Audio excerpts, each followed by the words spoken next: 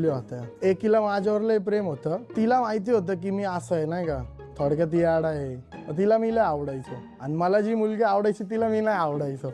मग मी एक दिवशी जिला मी आवडायचो तिला मी बोललो माझं तुझ्यावरच प्रेम आहे आजपासून डॉन दिवाना नाही कोणत्या पप्पाच्या परीचा. मग डॉन कोणाचा दिवाना आहे? आहे. प्रत्येक जण आपापल्या आयुष्यात कोणाचा ना कोणाचा दिवाना असतो. मी अजून बी माझ्या वस्तीतच राहतो. माझे मित्र, डॉग्स, रिक्षातच बसतो आम्ही. अजून पण? हा, बेस्ट. परिस्थितीचे पण चटके असतात भाऊ, मग त्यात लोक बी फायदा घेणारे असतात. पण मी एक वाट बघत होतो की ह्या सगळ्या गोष्टींना तोंड द्यायचं वय आणि ताकद कधी येईल माहीत नाही का.